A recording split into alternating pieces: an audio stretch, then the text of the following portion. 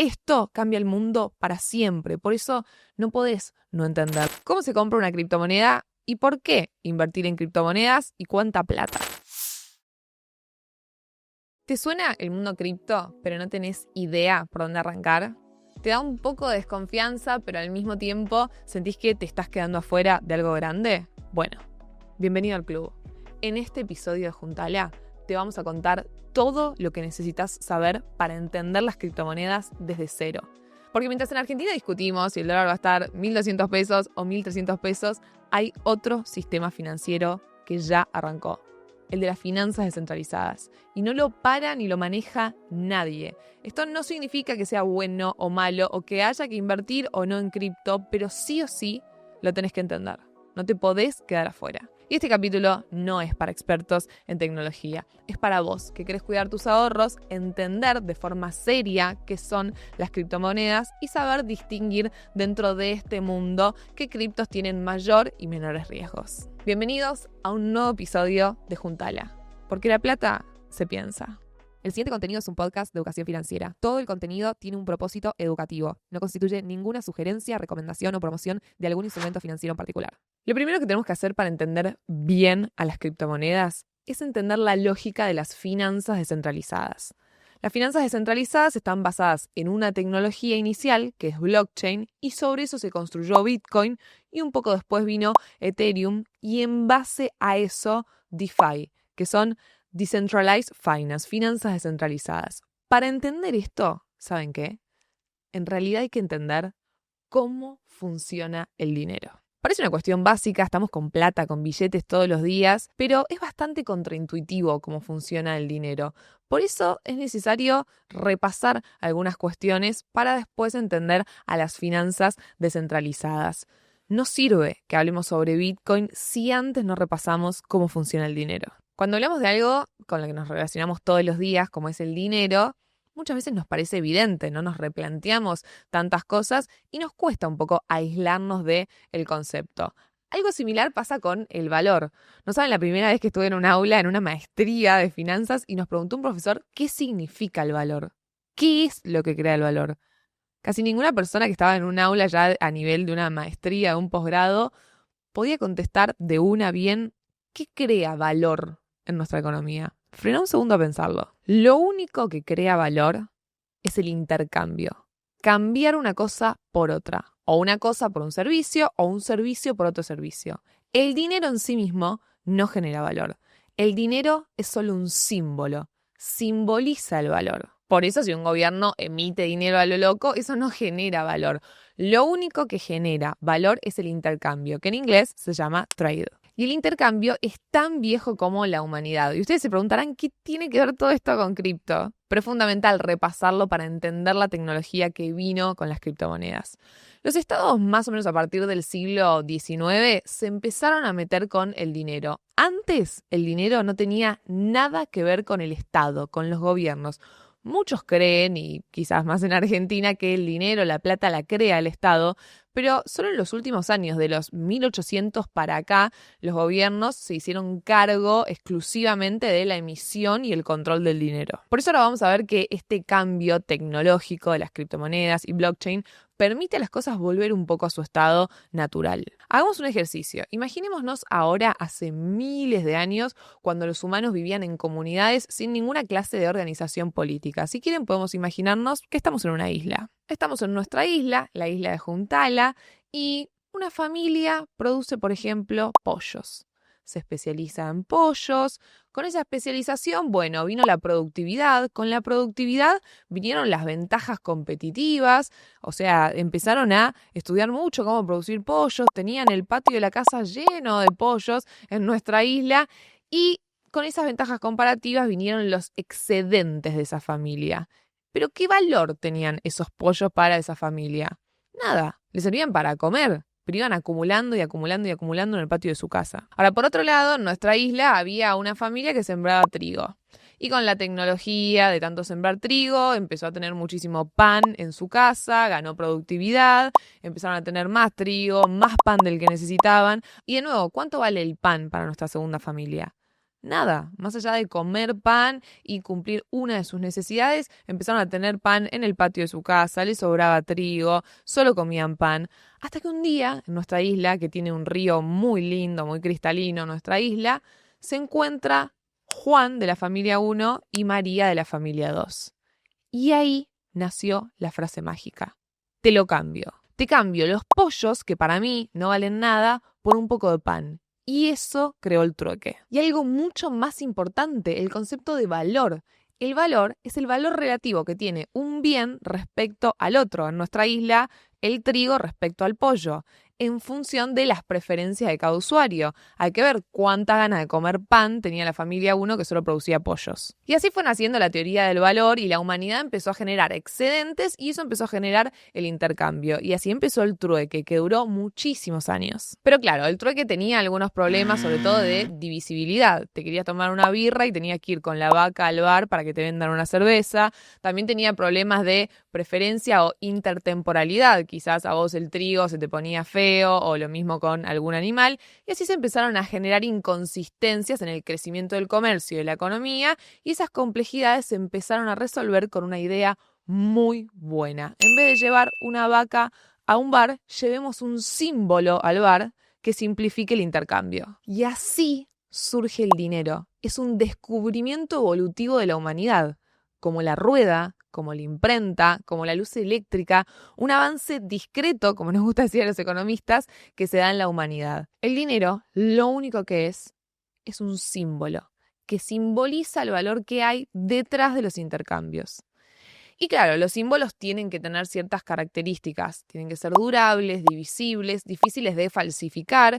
En su momento, por ejemplo, se usó la sal como símbolo, más de ahí viene la palabra salario, de ahí también viene esta tradición de no pasarse el salero de una mano a otra, porque si se le caía a alguien sal en la mesa, no se sabía de quién era la culpa, y la sal en ese momento tenía mucho valor. Bueno, la sal fue uno de estos símbolos en esta historia, hasta que llegó el oro. El oro es el símbolo que la humanidad encontró porque, claro, tiene las mejores propiedades en esta búsqueda. Es confiable, es útil, es portable, es transferible, es fungible, es divisible, es atesorable, es durable.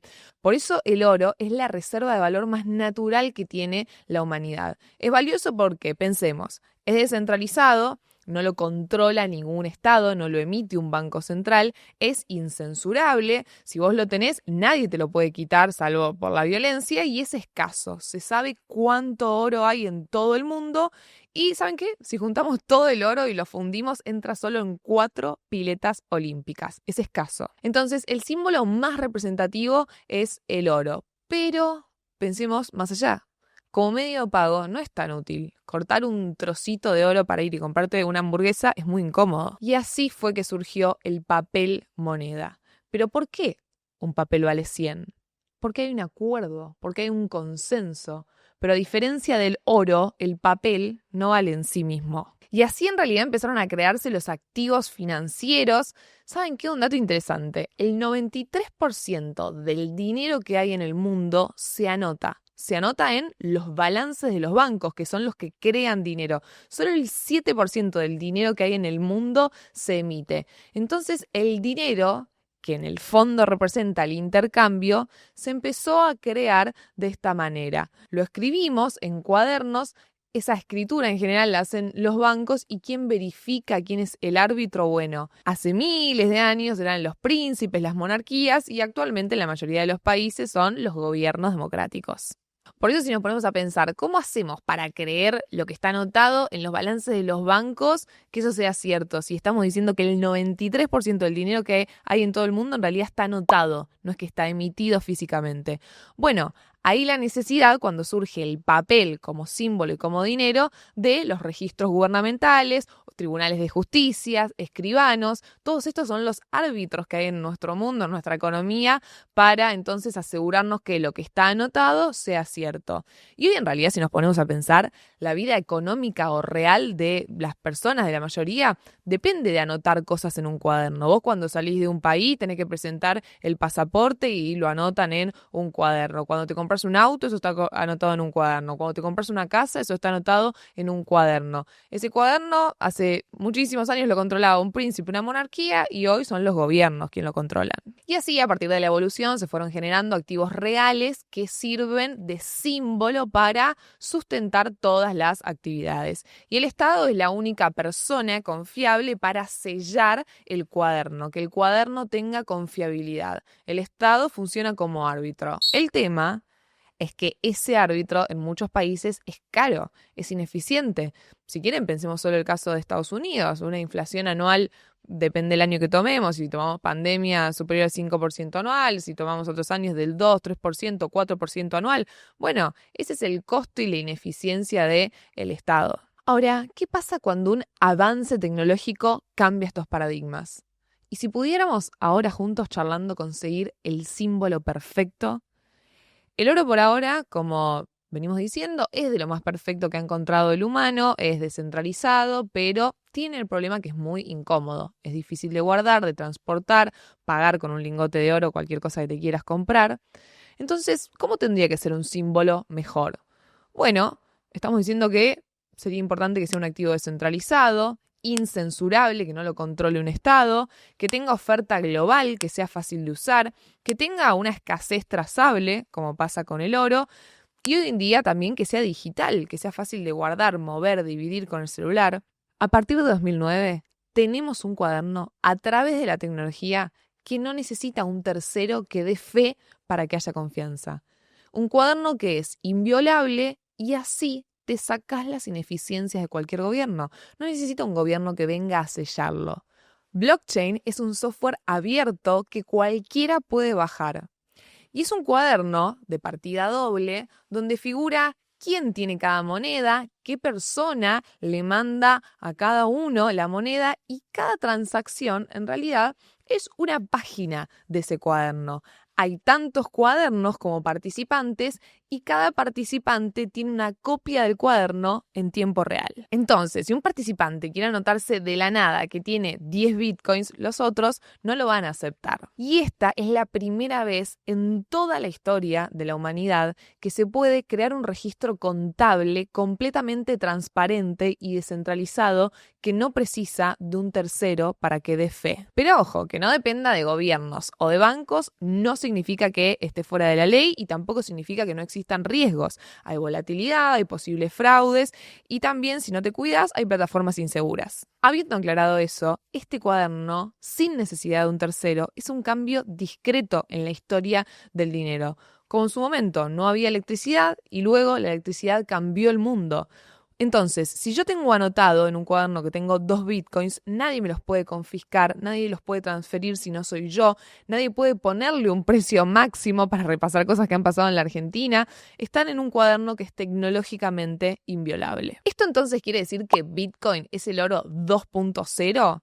¿Que es oro dentro de un teléfono? Bueno, para muchas personas tiene las mismas características que el oro, pero se puede comprar y vender con el teléfono. Y para otras personas no tiene nada que ver con el oro porque estas personas argumentan que no es reserva de valor, que es una de las grandes características que tiene el oro. Porque, como sabemos, una de las criptomonedas, la más famosa, Bitcoin, tiene bastante volatilidad, cambios bruscos tanto hacia arriba como hacia abajo en su precio. Y siguiendo esta historia, ya presentamos a Bitcoin. Un tiempo después, usando la blockchain, un joven, Vitalik Buterin, a sus 19 años, creó Ethereum. Dijo, ¿por qué no aprovechamos esta tecnología, pero en vez de anotar monedas, podemos anotar instrucciones? Entonces, la ejecución de esas instrucciones nadie las va a poder impedir. Y esas herramientas son los que hoy llamamos contratos inteligentes. Entonces, ahora podemos construir activos financieros sobre una plataforma que no precisa de un gobierno para que la selle. Entonces, ahora se pueden generar cientos de símbolos. Y eso se llama finanzas descentralizadas, dinero 2.0. Esto cambia el mundo para siempre, por eso no podés no entenderlo. Lo que no significa que tenga riesgos y lo que no significa que no tengamos ahora que repasar algunos detalles para terminar de entender bien cómo empezar a invertir en cripto. Pasemos entonces un poquito en limpio. ¿Qué es una criptomoneda? Es dinero digital construido sobre la tecnología de blockchain. ¿Qué es blockchain? Es como si fuese un libro contable digital. Las verificaciones de las transacciones son colectivas y por eso es una red descentralizada. Se verifica cada transacción y entonces queda sellada. En cambio, las monedas que emiten los países son monedas centralizadas, para entender bien la diferencia. Las emite una institución, que en Argentina, por ejemplo, es el Banco Central, y hay un control central de cada país que decide aumentar la cantidad de dinero o bajar la cantidad de dinero. Y ahora sí, metámonos en algo que sí o sí tenés que saber: los tipos de criptomonedas que hay. La verdad es que hay más de 17.000 criptomonedas listadas, pero podemos describir a las más famosas y para eso hacer una clasificación que nos sirva para tener un panorama claro. Por un lado están las cripto de pago, que es como si fueran dinero digital. La más conocida dentro de este grupo es Bitcoin, que fue la primera criptomoneda y es como el oro de las cripto. Ya venimos hablando porque es la más famosa. Bitcoin, ¿qué tenés que saber? Que tiene emisión limitada, solo va a haber 21 millones de monedas y por eso también se compara con el oro, que es un activo escaso. Actualmente ya se emitieron el 94% de los Bitcoins y se estima que el último va a ser emitido en 2140.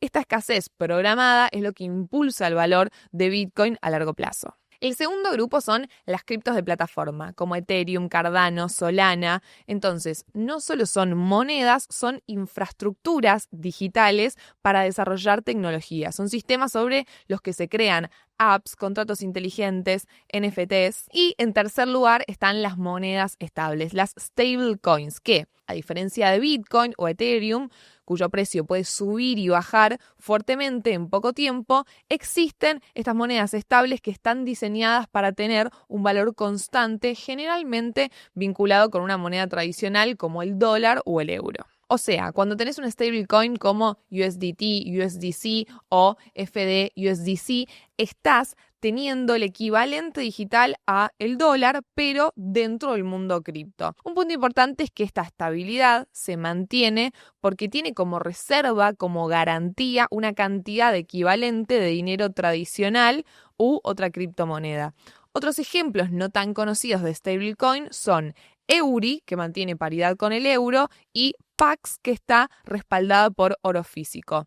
Este grupo de criptos se usan muchísimo y las usan muchísimo las personas que trabajan, por ejemplo, para el exterior o que cobran a través de criptos sin ni siquiera trabajar para un país diferente, porque al ser monedas estables, bueno, se suele poner lo que cobras en estas monedas para bajar la volatilidad y suelen ser muchas veces elegidas entonces por personas que cobran directamente en criptomonedas antes que el Bitcoin. Bueno, y ahora que ya sabemos toda la teoría y repasamos toda la historia del dinero, ¿cómo se compra una criptomoneda y por qué invertir en criptomonedas y cuánta plata? ¿Por qué invertir en cripto? Acá es interesante no solo pensarlo como una moneda, sino como un activo que se puede valorizar a largo plazo. Entonces, así vamos a holdear criptos. ¿Qué quiere decir?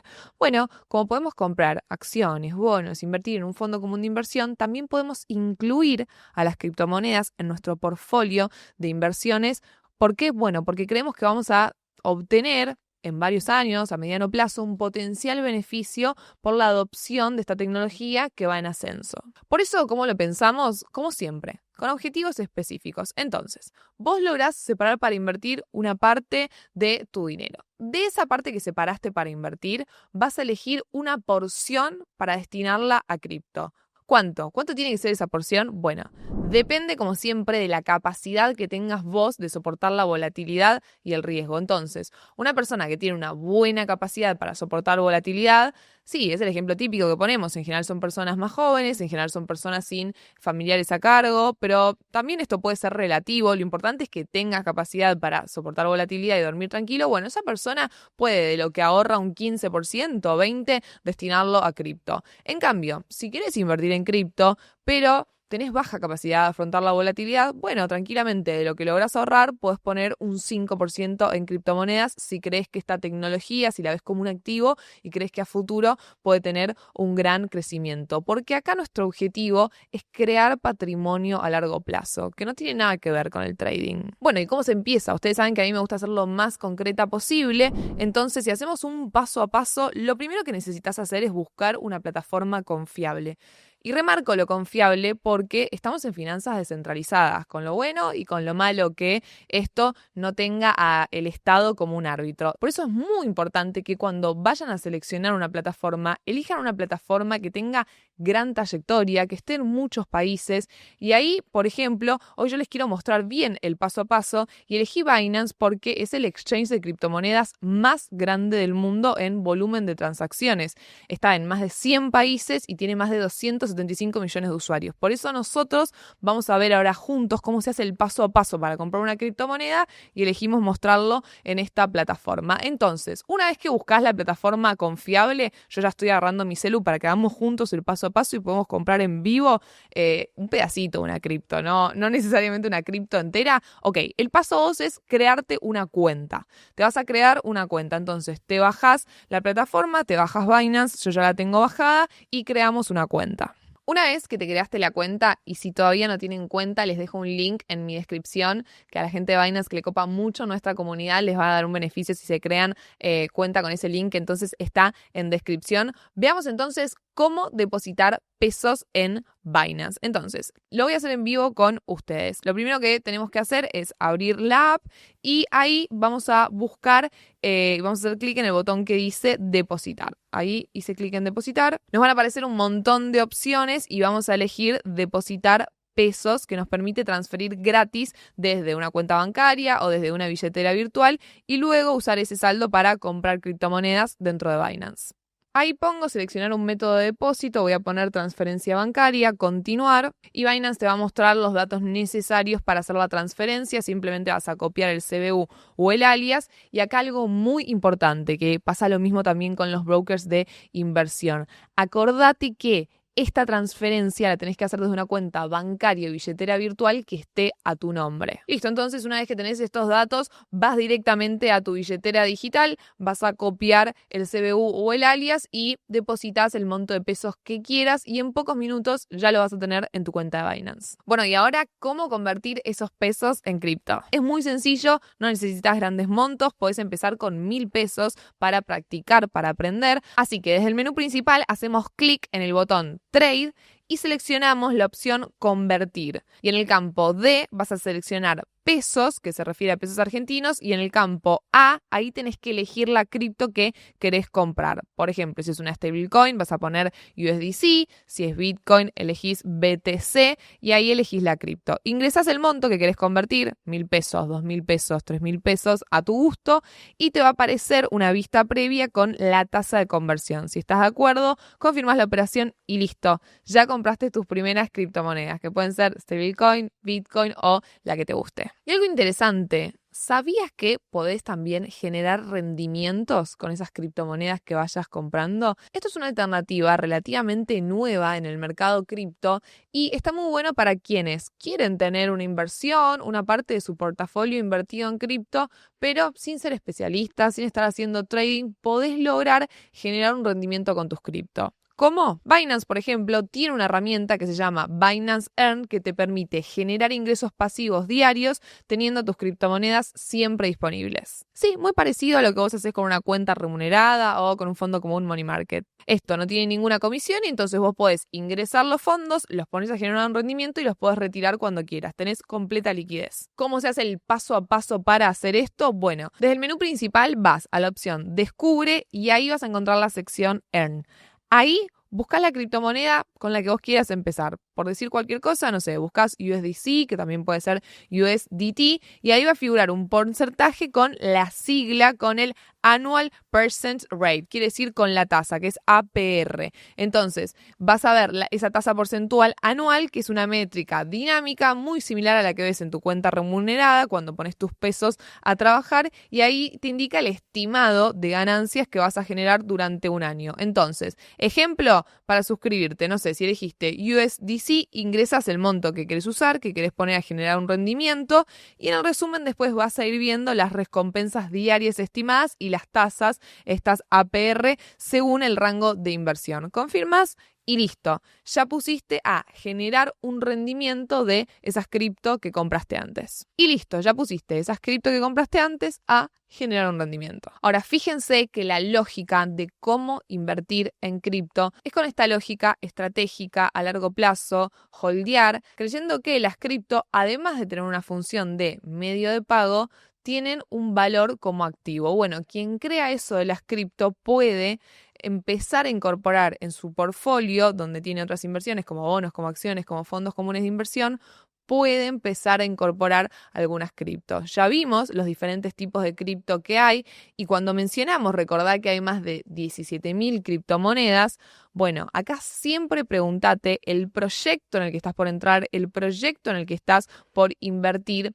¿Qué resuelve? ¿Qué le resuelve al mundo? Para así poder analizar si se está generando valor detrás de ese proyecto, porque al haber tantos, sabemos que hay muchos que, como se crean, pueden desaparecer. Obviamente esto lo vas a evitar yendo a las criptomonedas más grandes y más confiables. Todas las que mencionamos en este capítulo, como Bitcoin, como Ethereum, como las stablecoins, son de las criptos más grandes del mundo. Entonces sabes que yendo ahí vas a bajar riesgos. Sabiendo las reglas del juego, Bitcoin va a tener más volatilidad que una stablecoin. Bueno, y así llegamos al final de un nuevo episodio de Juntala, donde nos metimos de lleno en un mundo que no para de crecer, el universo cripto. Y sí, ya sé que al principio suena complicado, medio lejano, medio este mundo no es para mí, pero creo que si algo nos quedó claro hoy es que este es un cambio discreto en la historia del dinero y de la humanidad y además que no necesitas ser experto ni millonario para empezar. Con poca plata, en pesos, paso a paso,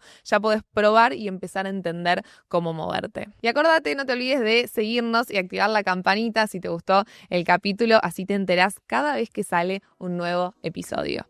Esto fue Juntala, con Spotify Argentina y Embajada, porque la plata se piensa.